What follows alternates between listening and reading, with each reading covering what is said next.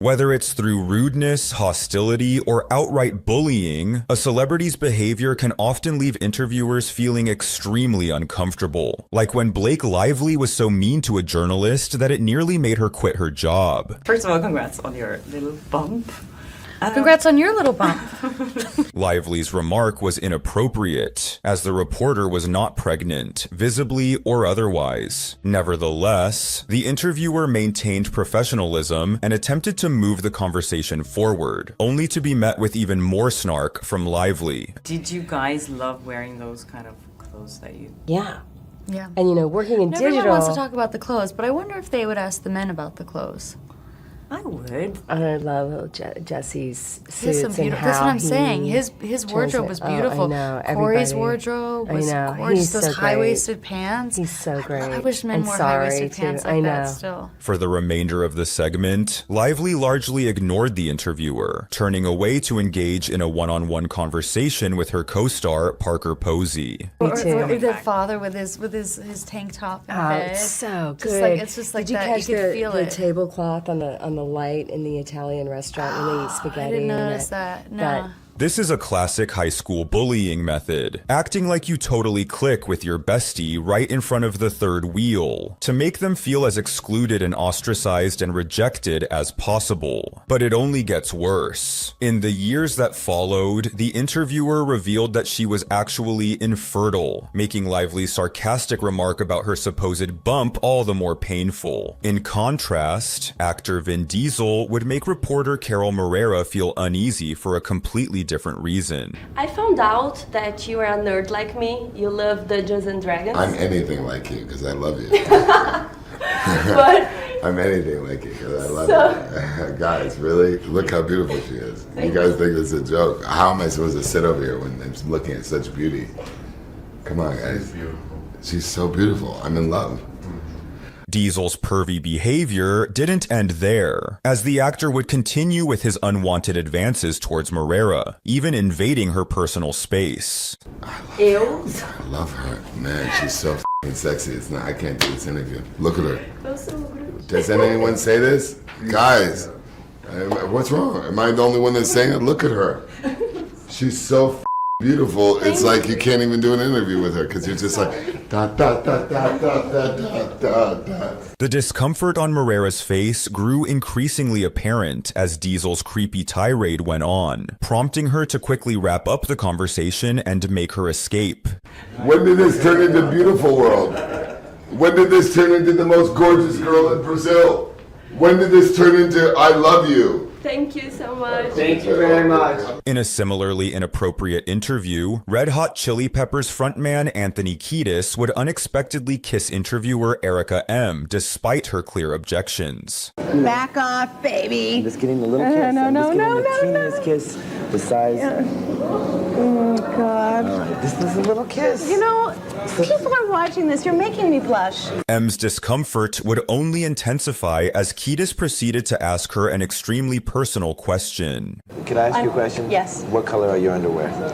I forget. What color are check? I can't What type know. of check? I'll tell you after. All right. In this next excruciatingly uncomfortable interview, actor Sir Ben Kingsley spends the entirety of his conversation with reporter Poppy Jamie condescendingly talking down to her. Demolished about 4 croissants. Oh, good. Yeah, which is always a good way to start the morning. Well, Very any morning. good. What was in the croissants? Well, I had an almond croissant, I then had a Jade's pastry, and then I just had a chocolate muffin. Oh, excellent. Excellent. Excellent. I thought there might be drugs in the muffins. I think there were, don't you? Quick. Definitely. Before they wear off. Yes. Right. I would get this while we can, actually. Are you rolling? Excellent. Okay. I'm not going to say anything in this interview. We're just going to enjoy you laughing and talking about croissants, okay? Go. Despite Kingsley's demeanor, Jamie pressed on, only to be met with terse replies from the surly actor. If a film of yours ever comes on screen, do you sit down and watch it? No, I don't. No. Next question. Is that just because you don't really like watching your films, or is it... No, I just have better things to do than sit in front of the television. Quite Sit right. back, otherwise we can't see you and you're out of focus. There you go. Very much. In the end, despite Jamie's sincere efforts, this interview was simply beyond redemption. And you don't just go into work just because it's fun. on the day off? No. Would you do that? Yeah. Would you go into your office on a day off just for fun and have yes, and eat more croissants, I suppose? Yes, if Rebel Wilson was in my team. Well, he's not though, is he? And while Kingsley was passive-aggressive, actor Bruce Willis would bluntly express his disdain for speaking to the press during this next interview, which was undoubtedly humiliating for reporter Jamie Edwards. Has any actor ever told you this, Jamie? This part is not acting, what we're doing right now. You might be, but we're just selling the film now. Sales. The fun part was making the movie. The fun part happened, yeah. So how would you sell me the film then? What would you say that is the best part about the film? I would slash my hooves. Things didn't get better as the interview progressed, with Willis conveying his desire to be anywhere but there. See, Bruce, I can imagine you just love to get in a car and just drive off. You know, I can imagine you doing like the whole Route 66 thing one day. I'm thinking about driving right now. I can hardly keep my mind on this interview. I'm thinking about driving somewhere, maybe the M1. Rapper Lil Wayne would take things one step further during a legal interview for a 2012 lawsuit by threatening the attorney who was questioning him, all in the presence of a judge. Isn't it something that you would remember if your album, The Carter 3, was the biggest selling album of the year in 2008? That's my question. Isn't it something? That you would remember. Isn't it something? That's the question I have to answer, Your Honor. Go ahead. Isn't it something? You do the best, try to answer it. Thank you, Your Honor. Do you like He can't save you, right? In the real world. That guy right there. He can't save you in the real world. Just so you know. What does that mean? I don't have to elaborate.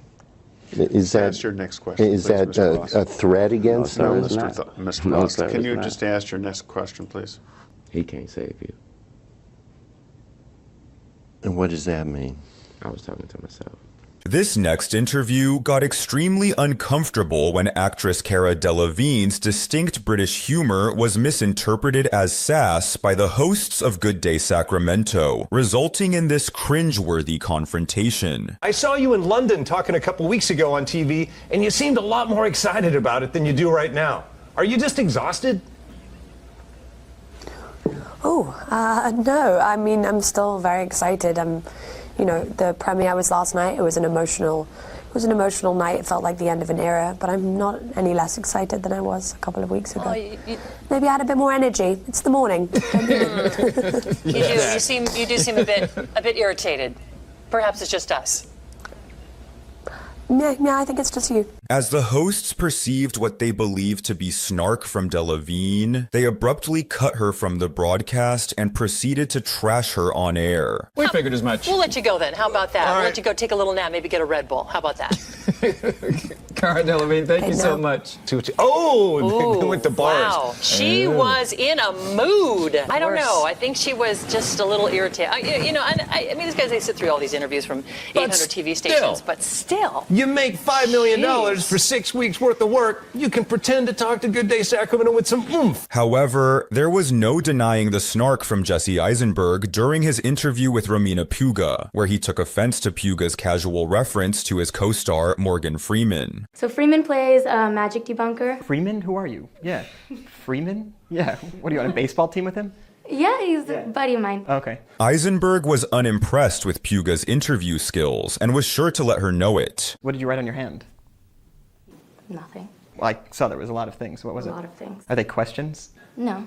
Are you secretly hiding questions for the interview? You're wondering what it's like to work with Morgan Freeman and you can't remember that? Don't call Morgan Freeman like you're on a Little League softball team with him. Eisenberg continued to relentlessly haze Puga, and it's frankly difficult to watch. Do you know the comedian Carrot Top? Yes, horrible. Well, you were like the Carrot Top of interviewers. Yeah. Ooh. Yeah. No, and it's a good thing. It's I'm a gonna good go thing. cry now. No, don't cry now. Cry after the interview's over, because otherwise I'll look like I'm responsible for it. Okay, so. Well, you are. Well, I don't want to know that though. Okay, well, so you know now. I said your name into camera. What else do you want from me? A magic trick. Okay. All right. So we can wrap this up. Hey, you're on my time. Such a jerk. Nevertheless, Eisenberg exhibited less frustration than comedian Jerry Seinfeld did during an interview with Larry King, where the host inadvertently offended Seinfeld by implying that his eponymous sitcom had been canceled. I did. They didn't cancel you. You canceled them. You're not aware of this? No, I'm asking you. You think I got canceled? Are you under the impression that I got canceled? Have I hurt you, Jerry? I thought that was pretty well documented. Is this still CNN? Don't most shows go down a little? Most people do also. Despite his efforts to save face, Seinfeld was clearly indignant, even managing to rattle King in what is now regarded as one of the worst interviews of his storied career. 75 million viewers last episode. Boy, you don't take it so bad. Well, that's the big difference between being canceled and being number one. Okay, I'm sorry. We'll be right back. Jeez. B-movie opens. B-movie opens. Can we get a resume in here for me? B-movie opens tomorrow. Actor Hugh Grant displayed a similarly combative demeanor during a tense 2023 interview on the Oscars red carpet. What are you most excited to see tonight? To see? Yeah, well, I know that you probably watched a few of the movies. Are you excited to see anybody win? Do you have your hopes up for anyone? No one in particular. What are you wearing tonight then? Just my suit. Your suit? Who Yeah. made your suit? You didn't make it. I can't remember, my tailor. That's okay. Yeah. Shout out to the tailor. Yeah. From the very beginning, it was evident that Grant didn't want to be there, giving extremely short responses while showing little interest in engaging in the conversation at all. So tell me, what does it feel like to be in Glass Onion? It was such an amazing film. I really loved it. I love a thriller. How fun is it to shoot something like that? Well, I'm barely in it. I'm in it for about 3 seconds. Yeah, but still, you showed up and you had fun, right? Almost. Okay, all right. Okay. This next mortifying interview would see actress Jennifer Lawrence humiliate an international reporter at the 2016 Golden Globes. How do you see yourself for the Oscars You can't live your night? whole life behind your phone, bro. Huh? You're just not gonna. We can't do that. You gotta live in the now. Sorry. You know? Lawrence was labeled as culturally insensitive for the way she belittled the reporter, who seemed to struggle with English as it is and was simply trying to do his job. And how was We're at the working- Golden Globes. If you put your phone down, you'd know that. In this next case, Katy Perry's brutal honesty left her interviewer speechless, plunging the room into an excruciatingly uncomfortable silence. When I was a kid, I didn't really go to the dentist a lot. And Why didn't you go to the dentist? I was poor. Oh.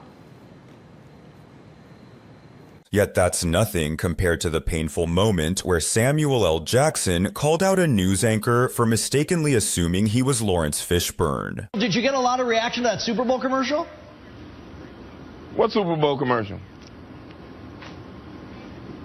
Oh, you know what? My mistake. I'm not Lawrence Fishburne.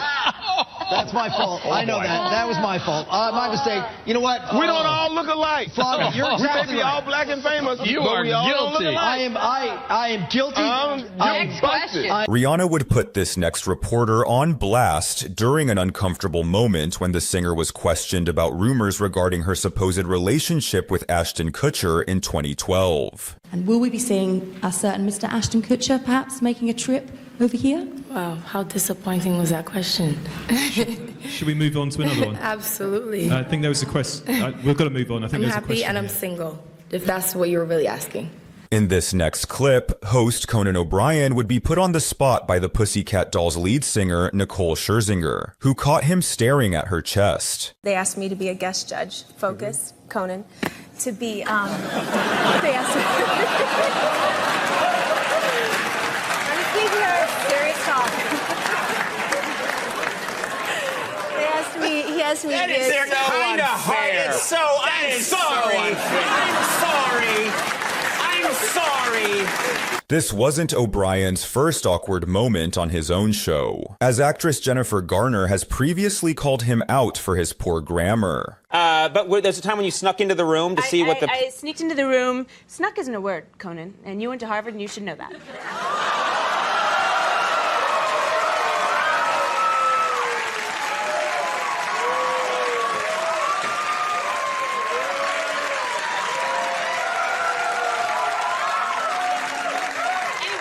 However, this time Conan had receipts. Oh, what the hell? Look right here. Snuck. Past and past part of sneak.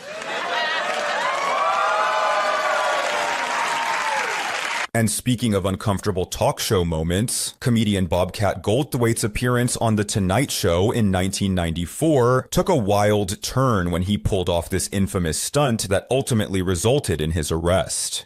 What have I set his furniture on fire? No, don't set that on fire. Now you have to sit in this. Now sit down, sit down. Sit down, sit down. I'm not sitting in it. Sit in that chair. Yet few interviews are as mean-spirited as the infamous 2003 encounter where English rock band Blur mercilessly bullied the eccentric Canadian journalist Nardwuar. John, would it be okay to stand over there? Come on. Stand there and ask your question. Okay. It's going to be fine. Okay, okay. We're all going to be fine. Okay. Don't worry about it, mate. This interview is painful to watch, as drummer Dave Rowntree would snatch Nardwuar's hat and glasses, throwing them around while Nardwuar does his best to navigate the situation. You happy? No, I'm not. You don't look happy. I am not. I want my hat back, please. Okay, there we go. Blur would later apologize for their behavior during this interview, much like TV legend Tony Danza, who faced widespread criticism for the way he treated reporter Rye Myers. Now, what's your favorite New York City staple food item? Is it a pizza or hot dog? You know what? You got to do, buddy. You got to come up with better questions. Come on, let's go. I got to go. Thank you, Tony. But when it comes to making interviewers uncomfortable, Jim Carrey undoubtedly takes the cake with this next bizarre interview, in which he made interviewer Kat Sadler's skin crawl. I just, there's no meaning to any of this. So I wanted to find the most meaningless thing that I could come to and join, and here I am. I mean, you got to admit it's completely meaningless. Although Sadler tried to contextualize the event to Carey, he would scoff at her explanation, expressing his disbelief in fashion icons or in anything else for that matter. Well, they say they're celebrating icons inside. Celebrating icons, boy, that is just the absolute lowest aiming, possibility that we could come up with. It's like icons. Do you believe in icons? I don't believe in personalities. I don't believe that you exist. I believe that peace lies beyond personality, beyond invention and disguise, beyond the red S that you wear on your chest that makes bullets bounce off. I believe that it's deeper than that. I believe we're a field of energy dancing for itself. And I don't care. Sadler's conversation with Carey left her squirming, and by the end of the interview, she was undoubtedly relieved that it was finally over. It's not our world. None of this is real? Nope. So you're just passing We don't through. matter. We don't matter. Oh, wow. There's the good news. Okay.